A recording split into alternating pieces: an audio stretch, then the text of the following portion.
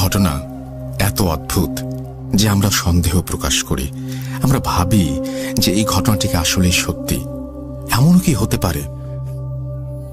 কিন্তু আমি সবসময় যে কথাটা বলি, এখনো সেটাই বলবো, যে বিশ্বাস করা বা না করাটা কমপ্লিটলি আপনার ব্যাপার।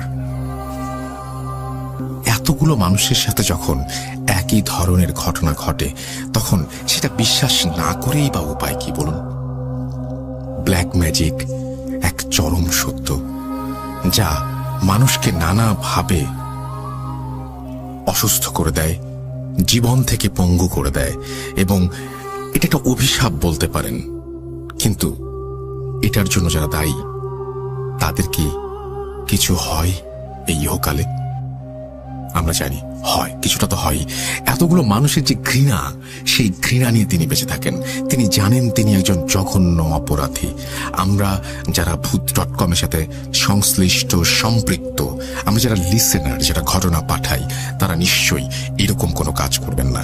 আপনাদের মধ্যে এমন কেউ কি আছেন যিনি ভুল করে এই পথে পা বাড়িয়েছিলেন এবং তারপরে সেই জঘন্য পরিণতির কারণে আপনার নিজের জীবনে হয়তো কোনো অশান্তি নেমে এসছে বা খারাপ কিছু হয়েছে, এখন আপনি সাফার করছেন, বা এখন আপনি বুঝতে পারেন যে যা করেছেন ভুল করেছেন, আপনার এখন অনুশোচনা হয়?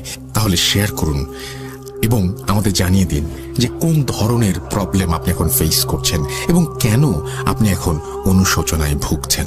তাহলে যেটা হবে, অনেক মানুষ হয়তো এই পথ থেকে সরে আসবে। আপনার ঘটনা জানার পরে কেউ হয়তো এই পথে পা বাড়াবে না। আপনার যে বিপদ, সেই বিপদ হয়তো তার জন্য এক ধরনের সাবধান বার্তা হয়ে আসবে, এবং তিনি আর কখনো চাইবেন না কারো ক্ষতি করতে বা ব্ল্যাক ম্যাজিক নিয়ে চর্চা করতে। আপনি পাঠিয়ে দিন। আমাদের ইমেল অ্যাড্রেস হচ্ছে russell.booth.com@gmail.com। আপনার নাম, ঠিকানা এবং ফোন নাম্বার সহ আপনার জীবনে ঘটে যাওয়া বা আপনার জানা সেরা ঘটনা লিখে পাঠান আমাদেরকে। ঘটনার শুরুতে অবশ্যই উল্লেখ করুন যে ঘটনাটি আপনি স্টুডিওতে এসে শেয়ার করতে চান, নাকি আপনি চান আপনার ঘটনা আমরা পড়ে শোনাই। যারা দেশের বাইরে আছেন তারা সরাসরি অডিও ক্লিপ পাঠাতে পারেন বা লিখেও পাঠাতে পারেন ঘটনাটি। এটা কমপ্লিটলি আপনার ব্যাপার, এবং আশা করছি যে আপনি ঘটনা পাঠাবেন। আমরা অপেক্ষায় থাকলাম আপনার ঘটনায়। আমরা চলে যাব আরো একটি ব্ল্যাক ম্যাজিকের ঘটনায়। আশা করছি যে এই ঘটনাটিও শুনে আপনারা শিহরিত হবেন, আনন্দিত হবেন, ঠিক একই সাথে ডিসিশন নেবেন যে না, এইরকম কোনো কিছু আমি কখনো করব না। চলুন শুনে আসি আমাদের পরবর্তী ঘটনা। হ্যালো রাসেল ভাই, আশা করি ভালো আছেন। আমি গাজীপুর থেকে বলছি। আমি আমার নামটা ব্যক্তিগত কারণে শেয়ার করতে পারছি না, ওই জন্য দুঃখিত। আমি 2011 সাল থেকে ভূত এফএম শুনে আসছি। ভূত এফএমের প্রথম নামটা শোনা আমার প্রাইভেট টিচারের কাছ থেকে। যখন আমি আমার এসএসসি পরীক্ষার জন্য প্রাইভেট পড়েছিলাম টিচারের কাছে, তখন তিনি আমাকে ফার্স্ট ভূত এফএমের কথা বলে। আমি ওইখান থেকেই ভূত এফএমের কথা শোনা এবং ভূত এফএমের প্রতিটা এপিসোড ওইখান থেকে আমি শুনে আসছি। যদিও কখনো কখনো মিস হয়ে গেছে, ওগুলো আমি ডাউনলোড করে শুনে নিচ্ছি। আর এত বছরের ভিতরে শুধু ভূত এফএম শুনেই আসছি, কিন্তু কখনো ঘটনা পাঠানো হয় নাই। তো আজ পাঠাচ্ছি। ঘটনাটা একদম আমার নিজের সাথে ঘটা। ওটা আমার স্কুল জীবনের কাহিনী। ঠিক আছে রাসেল ভাই, আমি সরাসরি ঘটনায় চলে যাচ্ছি। আমি এবং আমার বাড়ির পাশে আমার এক ফ্রেন্ড ছিল। ফ্রেন্ড এবং ভাইও বলা চলে, যেহেতু আমরা পাশাপাশি বাড়ি ছিল। ফ্রেন্ড এবং ভাই, আমরা দুজনেই একই স্কুলে পড়তাম, একই ক্লাসে। তো আমাদের মধ্যে একটা কন্টেস্ট চলতো, লেখাপড়া হোক, খেলাধুলা হোক, সব বিষয়, যে কিভাবে ওকে আমি হারাবো, আমি জিতবো। লেখাপড়া হোক, খেলাধুলা হোক, সব বিষয়। তো যতই কন্টেস্ট হোক, ও আসলে আমার সাথে কখনো পেরে উঠতে পারে নাই। কিন্তু জানি না ওইটাই কি আমার জীবনের সব থেকে ভুল ছিল কিনা, জানি না। তো সে আমি একই স্কুলে পড়তাম, স্কুলে যেতাম, স্কুল থেকে আসতাম। স্কুল থেকে আসার পরে ওর সাথে আমার মিলামেশা ছিল, তো এভাবেই দিনকাল চলতে চলতে লাগলো। হঠাৎ করে আমি একদিন শুয়েছি রাত্রেবেলা, আমার ঘুম ভেঙে গেল। তখন আমার কাছে মোবাইল টোবাইল কিছু ছিল না, তখন আমি মোবাইল ইউজ করি না। তো আমি হঠাৎ করে দেখতে পারলাম যে আমার ঘরের ওই পাশে লাইট জ্বলছে একটা বাতি। আমি হঠাৎ করে বললাম যে এখানে লাইট জ্বলছে কেন? ভাবলাম হয়তো আমার বাবা অনেক রাজ্যে কাজ করতো, আমি ভাবছি হয়তো বাবা ওখানে কাজ করছে। কিন্তু আমি ওখানে একটা ছায়া দেখতে পেলাম। ছায়াটা কি করছে, মানুষ সিগারেট খায় না, এভাবে সিগারেটের মতো খাচ্ছে এবং অবিরতম তার মুখ থেকে ধোঁয়া বেরোচ্ছে, ধোঁয়া। আমি তখন ভয়ে, আমার পাশে বাবা ছিল, মা ছিল, আমি কে ছিল আমি অতটা খেয়াল করি নাই, আসলে আমার সাহস হয় নাই যে আমি ওদেরকে ডাক দেবো।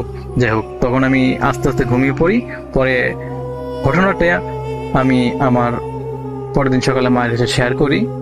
মা বলে, কই না তো, লাইট তো ছিল না, আর তোর বাবা তো শুয়েই ছিল, কেউ ছিল না। যাই হোক, এটা ছিল প্রথম দিনের ঘটনা। দ্বিতীয় দিন আমি একটা গাছে উঠলাম আম পাড়তে। আম পাড়ার ওঠার পরে মনে হলো কে যেন আমাকে ধাক্কা মেরে ফেলে দেবে, এরকম অবস্থা। আমি বললাম এরকম কেন হচ্ছে? তারপর আমি ভয়ে গাছ থেকে নেমে গেলাম। মা বলতো যে বাবা দুপুরবেলা গাছে উঠিস না, দুপুরবেলা অনেক সমস্যা হয়। তো আমি ওই ভয়ে গাছ থেকে নেমে গেলাম। তারপর দেখা গেল আমি নদীতে নামলাম সাঁতার কাটতে। ওইখানে মনে হতো কে যেন আমার পা ধরে টেনে নিয়ে যাবে, এরকম।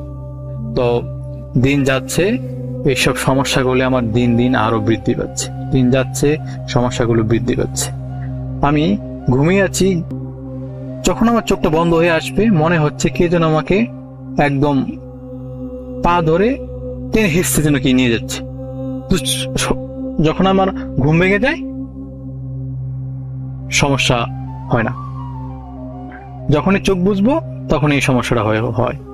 তাছাড়া যখন আমি চোখ বুঝবো মনে হচ্ছে আমি যেন কোথায় পড়ে যাচ্ছি, একদম আমাকে মনে হচ্ছে যেন কিছু থেকে, অনেক তালা কিছুর উপর থেকে আমাকে ছেড়ে দেওয়া হয়েছে, আমি নিচে পড়ে যাচ্ছি। হঠাৎ করে ফাল দিয়ে লাফ দিয়ে আমি ঘুম থেকে উঠে যাই। এভাবে দিন চলতে লাগলো।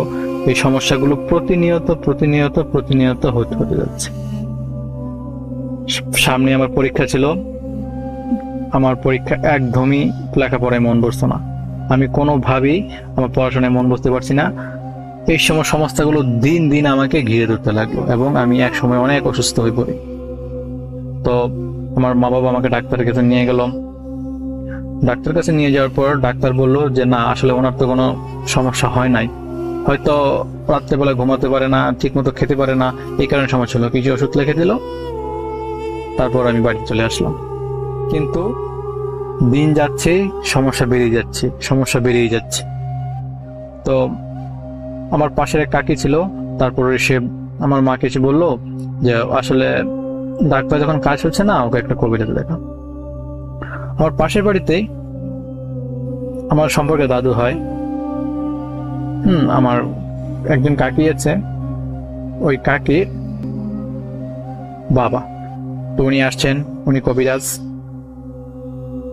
সবাই মানে আমার মা বাবা সবাই গিয়ে ওনাকে সব ঘটনা খুলে বললো। তারপর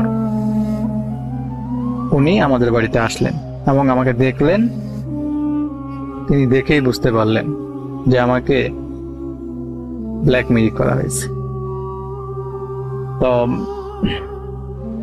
তিনি বললেন যে আমার কিছু সময় দরকার, কে করেছে বা কারা করেছে সবই আমি বলতে পারবো, আমার একটু সময় দরকার। তো তারপর তিনি চলে গেলেন। পরের দিন রাত 9টার দিকে তিনি আসলেন আমাদের বাড়িতে। আসার পর তিনি কি যেন কি বললেন আমাকে, মানে বললেন একটু ঝাড়বে। তারপর তিনি কি কি বললেন এবং ঝাড়লেন, কিছু নিয়মকানুন পালন করলেন। তারপর তিনি একটু ধ্যানের মতো বসলেন। বসার পরে কিছুক্ষণ পরে তিনি উঠে বললেন যে আমাকে ব্ল্যাক ম্যাজিক করা হয়েছে এবং কে করেছে সেও তিনি বুঝতে পেরেছেন। তিনি বললেন, একটা তাবিজ রাখা হয়েছে আমার, যে আমি যেখানে ঘুমাই ওই বালিশের ভেতরে। কিন্তু রাসেল ভাই, বালিশ তো সেলাই করা ছিল, ওটার ভিতরে কিভাবে তাবিজ গেল ওটা আমি বুঝতে পারলাম না। তারপর তিনি বলেন, আসলে এটা জিন দ্বারা চালান করা হয়েছে। এছাড়া আরেকটা তাবিজ করা হয়েছিল আমাদের উঠানের মাঝখানে, যেখান থেকে আমি যখন ঘুম থেকে ওঠার পরে যখন বের হই, এবং ওই তাবিজের উপরেই, যেখানে তাবিজটা পোতা রয়েছে ওর উপরেই পা দিয়ে আমাকে যেতে হতো। এবং এই কারণেই সমস্যা দিন দিন দিন দিন আমার বাড়তে লাগলো। তারপর তিনি বললেন যে আসলে ব্ল্যাক ম্যাজিকটা অনেক কাছের লগে করেছে। কে করেছে তিনি আমাদের সব বললেন, এবং বললেন যে দেখুন, আপনারা দুইজন পাশাপাশি লোক, কোনো ঝামেলার সৃষ্টি করবেন না, আর এতে কিন্তু নির্দিষ্ট কোনো প্রমাণ নেই যে ওনারাই করেছেন। ঠিক আছে, আমি জানি, আপনারা জানেন, আপনাদেরকে আমি বললাম, কিন্তু আসলে ওর আইনগত কোন ব্যবস্থা নিতে পারবেন না। তো এই বিষয়ে না জানাই ভালো। তবে আমি ওর পর থেকে ওই সমস্যাগুলো আমার দিন দিন সমাধান হতে শুরু করলো। কিন্তু একটা ক্ষতি আমার হয়ে গেল, ওর পর থেকে আমার আসলে কখনো পড়াশোনায় মন বসে নাই। আমি অনেক চেষ্টা করেছি, বাট আমি কোনোভাবেই পড়াশোনায় বসতে পারিনি। শুধু ওই আমার ফ্রেন্ড ছিল, ওনার মা আসলে রাসেল ভাই আমাকে এই তাবিজটা করেছিল। ওনারাও আসলে ওই তাবিজটা করার পরে সুখে নাই, ওনারা বিভিন্ন দায় দেনায় অভুক্ত হয়ে দিন যাচ্ছে তাদের। এই ছিল ভাই রাসেল ভাই আমার ঘটনা। আমার কাছে আরো অনেক ঘটনা আছে, যদি এটা শেয়ার করেন তাহলে আশা করি নেক্সট ঘটনাগুলো পাঠাবো। ভূত.com দীর্ঘজীবী হোক। By. Spirit. Spirit, be here with me. ¿Qué? ¿Qué, Tony?